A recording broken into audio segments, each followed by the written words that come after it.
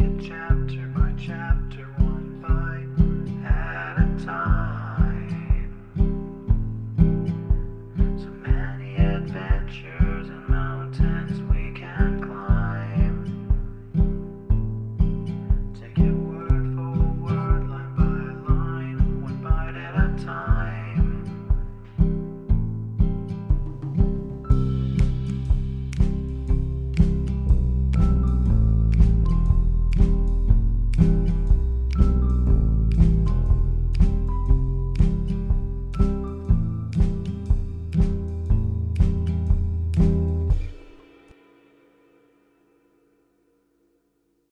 Welcome to Bite at a Time Books, where we read you your favorite classics one bite at a time.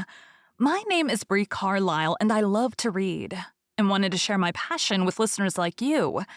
If you want to know what's coming next and vote on upcoming books, sign up for our newsletter at biteatatimebooks.com.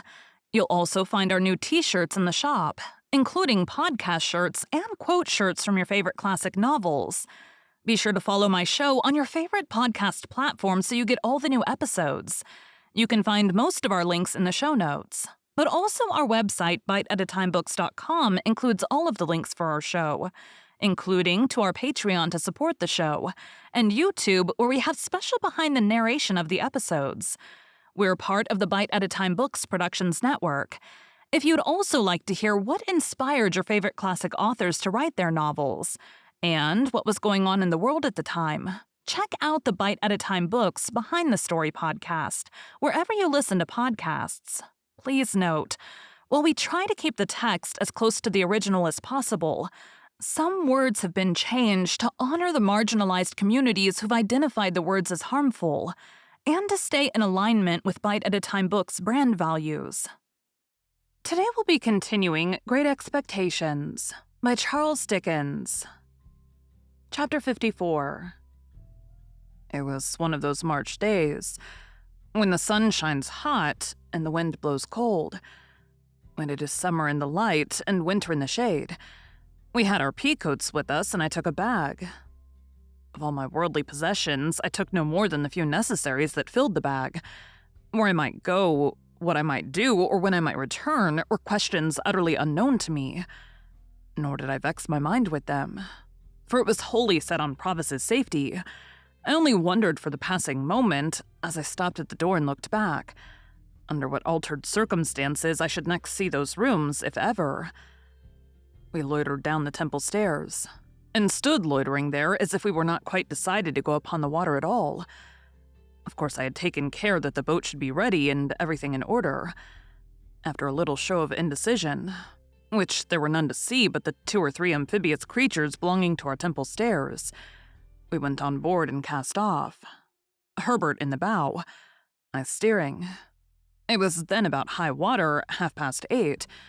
Our plan was this: the tide beginning to run down at 9 and being with us until 3. We intended still to creep on after it had turned, and row against it until dark. We should then be well in those long reaches below Gravesend between Kent and Essex, where the river is broad and solitary, where the waterside inhabitants are very few, and where lone public houses are scattered here and there, of which we could choose one for a resting place. And there we meant to lie by all night. The steamer for Hamburg and the steamer for Rotterdam would start from London at about 9 on Thursday morning. We should know at what time to expect them, according to where we were, and would hail the first, so that if by any accident we were not taken abroad, we should have another chance. We knew the distinguishing marks of each vessel, and the relief of being at last engaged in the execution of the purpose was so great to me that I felt it difficult to realize the condition in which I had been a few hours before. The crisp air, the sunlight, the movement on the river, and the moving river itself, the road that ran with us seeming to sympathize with us, animate us and encourage us on, freshened me with new hope. I felt mortified to be of so little use in the boat, but there were few better oarsmen than my 2 friends, and they rowed with a steady stroke that was to last all day. At that time, the steam traffic on the Thames was far below its present extent, and watermen's boats were far more numerous. Of barges, sailing colliers, and coasting traders, there were perhaps as many as now. but of steamships great and small, not a tithe or a 20th part so many. Early as it was, there were plenty of scullers going here and there that morning, and plenty of barges dropping down with the tide. The navigation of the river between bridges in an open boat was much easier and commoner matter in those days than it is in these, and we went ahead among many skiffs and wherries briskly. Old London Bridge was soon passed, and Old Billingsgate Market with its oyster boats and Dutchmen, and the White Tower and the Trader's Gate, and we were in among the tiers of shipping. Here were the Leith, Aberdeen, and Glasgow steamers loading and unloading goods, and looking immensely high out of the water as we passed alongside. Here were colliers by the score and score, with the coal whippers plunging off stages on deck, as counterweights to measure of coal swinging up, which were then rattled over the side into barges. Here, at our moorings, was tomorrow's steamer for Rotterdam, of which we took good notice, and here tomorrow's for Hamburg, under whose bowsprit we crossed. And now I, sitting in the stern, could see with a faster beating heart Mill Pond Bank and Mill Pond Stairs. "Is he there yet?" said Herbert. "Not yet." "Right, he was not to come down till he saw us. Can you see a signal?" "Not well from here, but I think I see it. Now I see him. Pull both. Easy, Herbert. Oars!"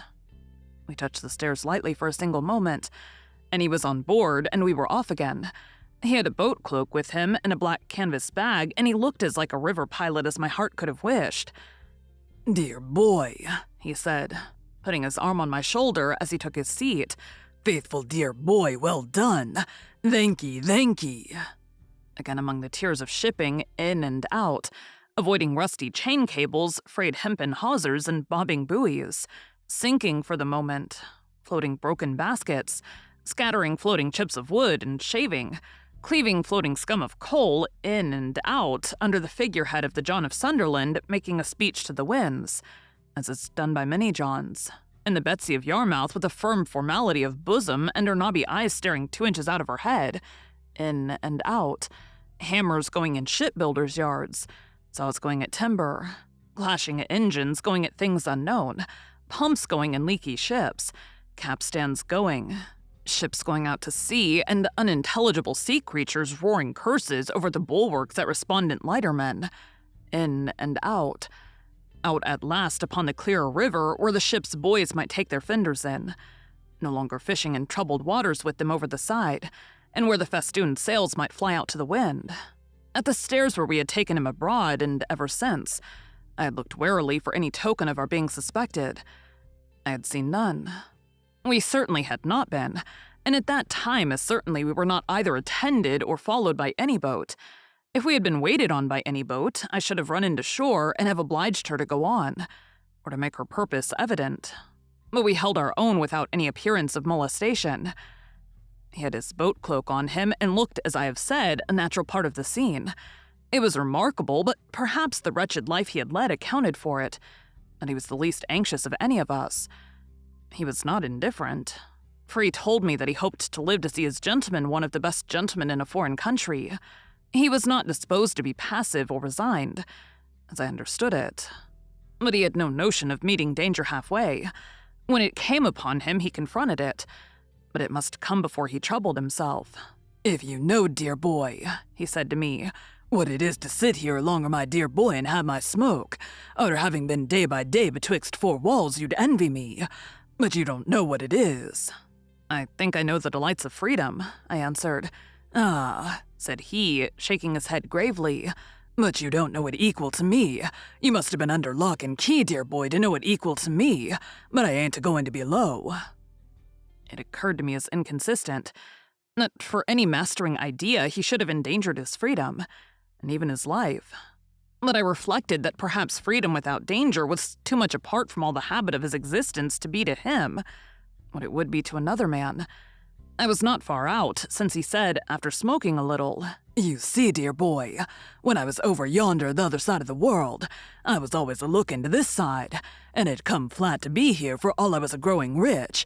Everybody knowed Magwitch, and Magwitch could come and Magwitch could go, and nobody's head would be troubled about him. They ain't so easy concerning me here, dear boy. Wouldn't be leastwise if they knowed where I was." "If all goes well," said I, "you'll be perfectly free and safe again within a few hours." "Well," He returned, drawing a long breath. "I hope so." "And think so?"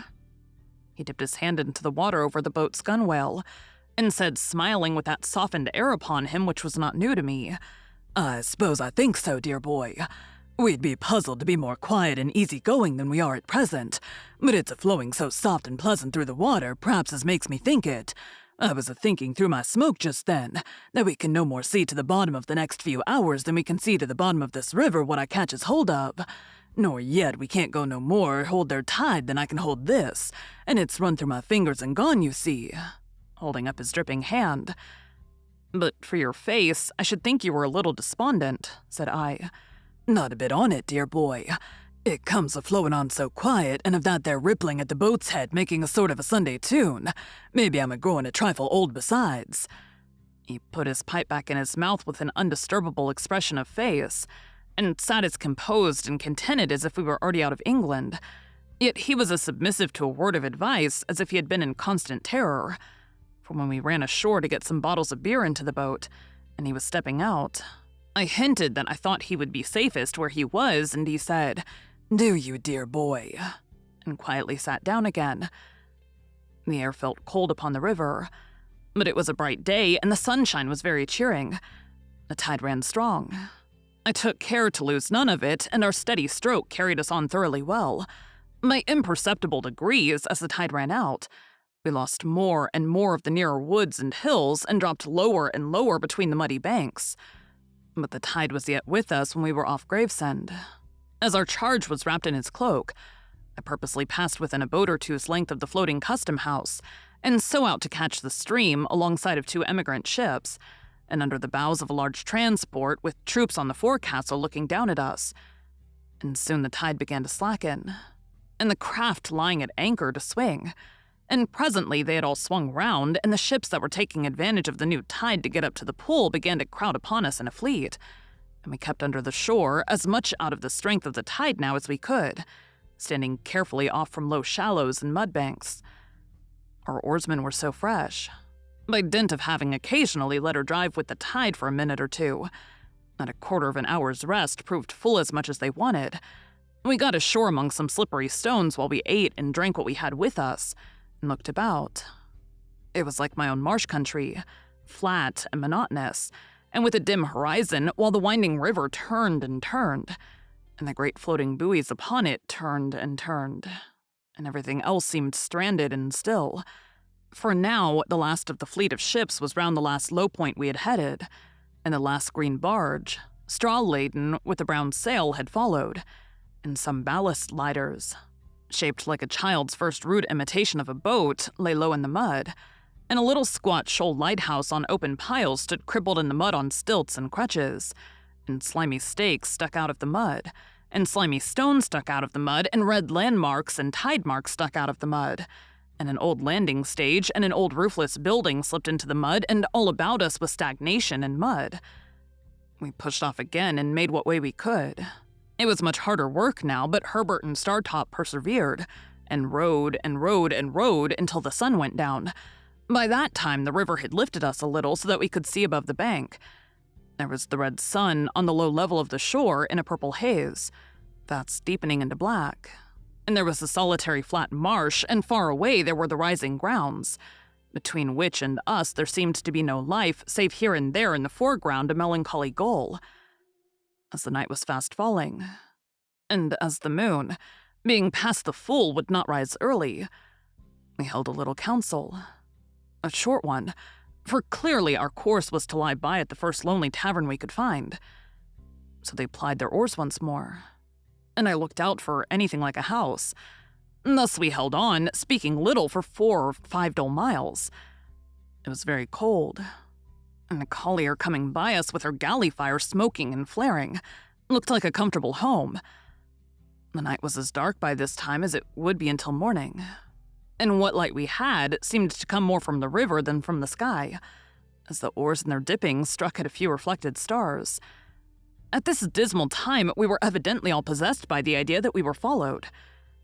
As the tide made, it flapped heavily at irregular intervals against the shore, and whenever such a sound came, one or other of us was sure to start and look in that direction.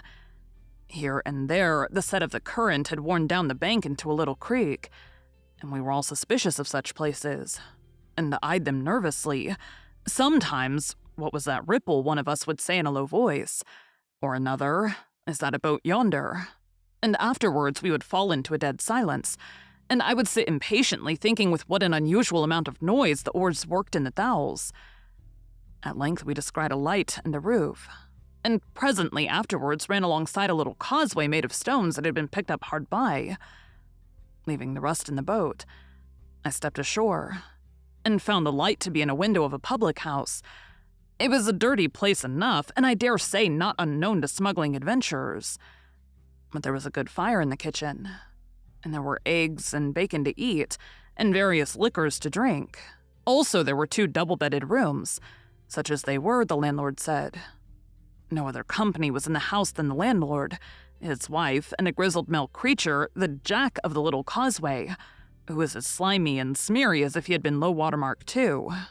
With this assistant, I went down to the boat again, and we all came ashore and brought out the oars, and rudder, and boat hook, and all else, and hauled her up for the night.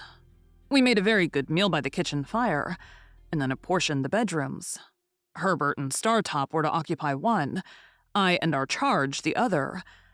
We found the air as carefully excluded from both as if air were fatal to life, and there were more dirty clothes and bandboxes under the beds than I should have thought the family possessed. But we considered ourselves well off, notwithstanding, for a more solitary place we could not have found.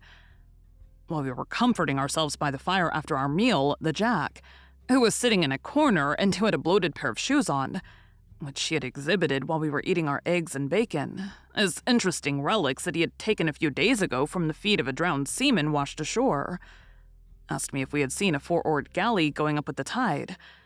When I told him no, he said she must have gone down then, and yet she took up to when she left there. "They must have thought better on't for some reason or other," said the Jack, "and gone down." "A 4-oared galley, did you say?" said I. "A 4," said the Jack, "and 2 sitters." "Did they come ashore here?" "They put in with a stone 2-gallon jar for some beer. I'd have been glad to poison the beer myself," said the Jack, "or put some rattling physic in it." "Why?" "I know why," said the Jack. He spoke in a slushy voice, as if much mud had washed into his throat. "He thinks," said the landlord, a weakly meditative man with a pale eye, who seemed to rely greatly on his Jack. "He thinks they was what they wasn't." "I knows what I thinks," observed the Jack. "You thinks custom us, Jack," said the landlord. "I do," said the Jack. "Then you're wrong, Jack." "Am I?" In the infinite meaning of his reply, and his boundless confidence in his views, the Jack took one of his bloated shoes off, looked into it, knocked a few stones out of it on the kitchen floor, and put it on again. He did this with the air of a Jack who was so right that he could afford to do anything. "Why, what do you make out that they done with their buttons, then, Jack?" asked the landlord, vacillating weakly. "Done with their buttons," returned the Jack. "Chucked 'em overboard. Swallered 'em. Sowed 'em to come up small salad. Done with their buttons." "Don't be cheeky, Jack," remonstrated the landlord in a melancholy and pathetic way. "A customs officer knows what to do with his buttons," said the Jack, repeating the obnoxious word with the greatest contempt, "when they come betwixt him and his own light. A 4 and 2 sitters don't go hanging and hovering up with one tide and down with another, and both with and against another without there being custom us at the bottom of it." Saying which he went out in disdain, and the landlord, having no one to reply upon, found it impracticable to pursue the subject. This dialogue made us all uneasy, and me very uneasy. The dismal wind was muttering round the house. The tide was flapping at the shore, and I had a feeling that we were caged and threatened. A 4-oared galley hovering about in so unusual a way as to attract its notice was an ugly circumstance that I could not get rid of. When I had induced Provis to go up to bed, I went outside with my 2 companions. Startup by this time knew the state of the case, and held another council. Whether we should remain at the house until near the steamer's time, which would be about 1 in the afternoon, or whether we should put off early in the morning was the question we discussed. On the whole, we deemed it the better course to lie where we were until within an hour or so of the steamer's time, and then to get out in her track and drift easily with the tide. Having settled to do this, we returned into the house and went to bed. I lay down with the greater part of my clothes on, and slept well for a few hours. When I awoke, the wind had risen and the sign of the house. The ship was creaking and banging about, with noises that startled me. Rising softly, for my charge lay fast asleep, I looked out of the window. I commanded the causeway where we had hauled up our boat, and as my eyes adapted themselves to the light of the clouded moon, I saw 2 men looking into her. They passed by under the window, looking at nothing else, and they did not go down to the landing place, which I could discern to be empty, but struck across the marsh in the direction of the Nore. My first impulse was to call up Herbert and show him the 2 men going away. But reflecting, before I got into his room, which was at the back of the house and adjoined mine, that he and Startop had had a harder day than I, and were fatigued, I forbore. Going back to my window, I could see the 2 men moving over the marsh. In that light, however, I soon lost them, and feeling very cold, lay down to think of the matter and fell asleep again. We were up early, and we walked to and fro, all 4 together. Before breakfast, I deemed it right to recount what I had seen. Again, our charge was the least anxious of the party. It was very likely that the men belonged to the custom house, he said quietly, and that they had no thought of us. I tried to persuade myself that it was so, as indeed it might easily be. However, I proposed that he and I should walk away together to a distant point we could see, and that the boat should take us aboard there, or as near there as might prove feasible, at about noon. This being considered a good precaution, soon after breakfast he and I set forth, without saying anything at the tavern. He smoked his pipe as we went along, and sometimes stopped to clap me on the shoulder. One would have supposed that it was I who was in danger, not he, and that he was reassuring me. We spoke very little. As we approached the point, I begged him to remain in a sheltered place while I went on to reconnoitre, for it was towards it that the men had passed in the night. He complied, and I went on alone. There was no boat off the point, nor any boat drawn up anywhere near it, nor were there any signs of the men having embarked there. But to be sure, the tide was high, and there might have been some footprints under water. When he looked out from his shelter in the distance and saw that I waved my hat to him to come up, he rejoined me, and there we waited, sometimes lying on the bank, wrapped in our coats, and sometimes moving about to warm ourselves, until we saw our boat coming round. We got aboard easily and rowed out into the track of the steamer. By that time, it wanted but 10 minutes of 1 o'clock, and we began to look out for her smoke. But it was 1:30 before we saw her smoke, and soon afterwards we saw behind it the smoke of another steamer. As they were coming on at full speed, we got the 2 bags ready and took that opportunity of saying goodbye to Herbert and Startop. We had all shaken hands cordially, and neither Herbert's eyes nor mine were quite dry when I saw a 4-oared galley shoot out from under the bank but a little way ahead of us, and row out into the same track. A stretch of shore had been as yet between us and the steamer's smoke, by reason of the bend and wind of the river, but now she was visible, coming head-on.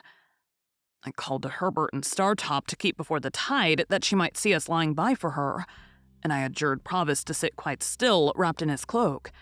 He answered cheerfully, "Trust to me, dear boy," and sat like a statue. Meantime, the galley, which was very skillfully handled, had crossed us, letting us come up with her and fallen alongside. Leaving just room enough for the play of the oars, she kept alongside, drifting when we drifted, and pulling a stroke or 2 when we pulled. Of the 2 sitters, one held the rudder lines and looked at us attentively, as did all the rowers. The other sitter was wrapped up, much as Provis was, and seemed to shrink and whisper some instruction to the steerer as he looked at us. Not a word was spoken in either boat.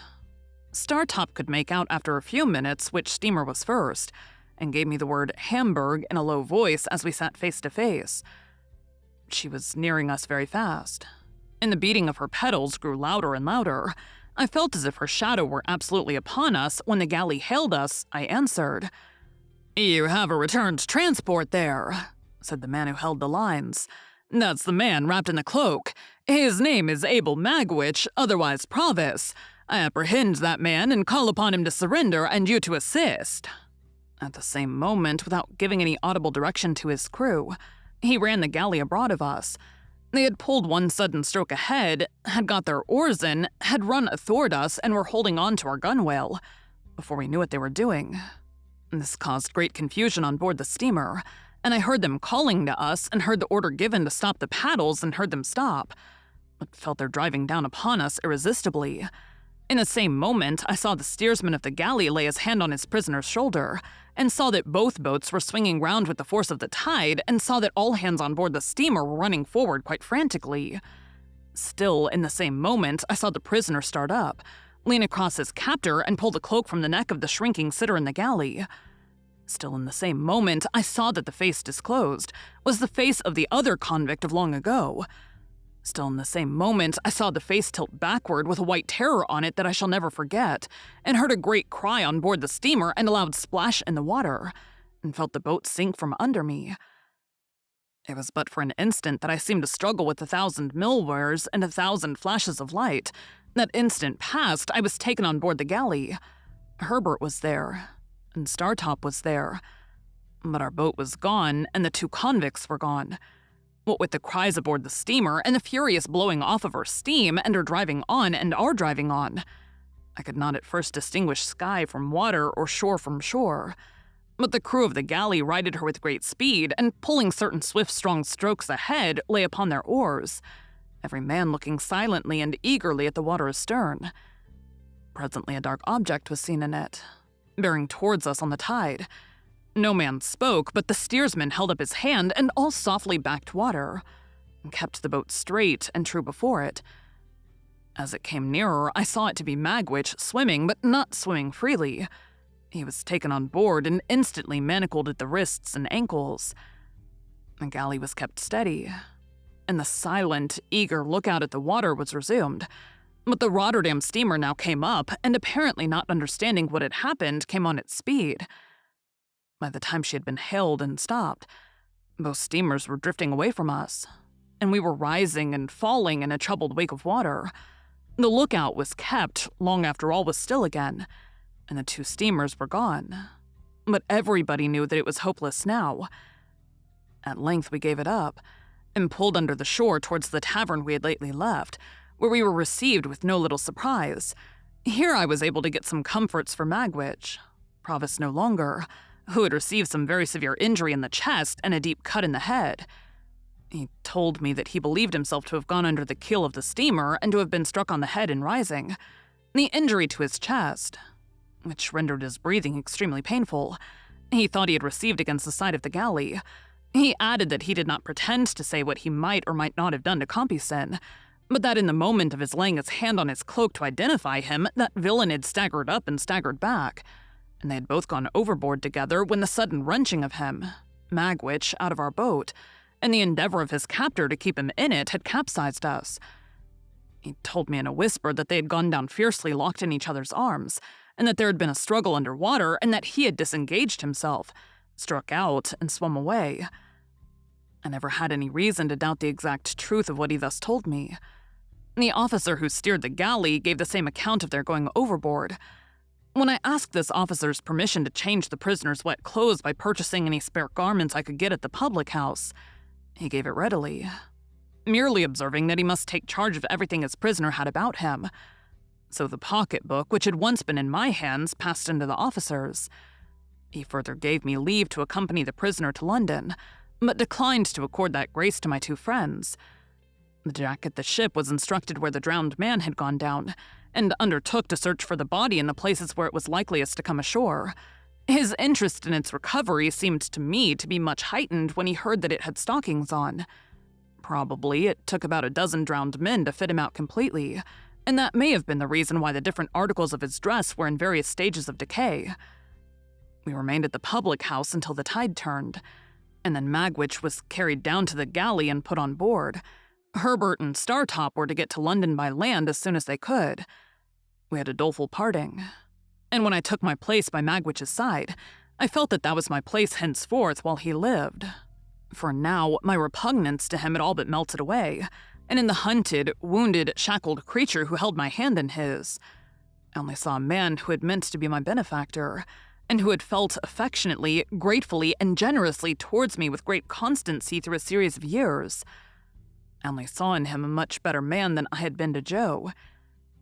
His breathing became more difficult and painful as the night drew on, and often he could not repress a groan. I tried to rest him on the arm I could use, in any easy position, but it was dreadful to think that I could not be sorry at heart for his being badly hurt, since it was unquestionably best that he should die. That there were still living people enough who were able and willing to identify him, I could not doubt. That he would be leniently treated, I could not hope. He who had been presented in the worst light at his trial, who had since broken prison and had been tried again, who had returned from transportation under a life sentence, and who had occasioned the death of the man who was the cause of his arrest. As we returned towards the setting sun we had yesterday left behind us, and as the stream of our hopes seemed all running back, I told him how grieved I was to think that he had come home for my sake. "Dear boy," he answered, "I'm quite content to take my chance. I've seen my boy and he can be a gentleman without me." No. I had thought about that, while we had been there side by side. No. Apart from any inclinations of my own, I understood Wemmick's hint now. I foresaw that, being convicted, his possessions would be forfeited to the crown. "Looky here, dear boy," said he. "It's best as a gentleman should not be knowed to belong to me now. Only come to see me as if you come by chance along a Wemmick. Sit where I can see when I'm swore to for the last of many times, and I don't ask no more." "I will never stir from your side," said I. "When I am suffered to be near you, please God, I will be as true to you as you have been to me." I felt his hand tremble as it held mine, and he turned his face away as he lay in the bottom of the boat, and I heard that old sound in his throat, softened now, like all the rest of him. It was a good thing that he had touched this point, for it put into my mind what I might not otherwise have thought of until too late, that he'd never know how his hopes of enriching me had perished. Thank you for joining Bite at a Time Books today, while we read a bite of one of your favorite classics. Again, my name is Bree Carlile, and I hope you come back tomorrow for the next bite of Great Expectations. Don't forget to sign up for our newsletter at biteatatimebooks.com and check out the shop. You can check out the show notes or our website, biteatatimebooks.com, for the rest of the links for our show. We'd love to hear from you on social media as well.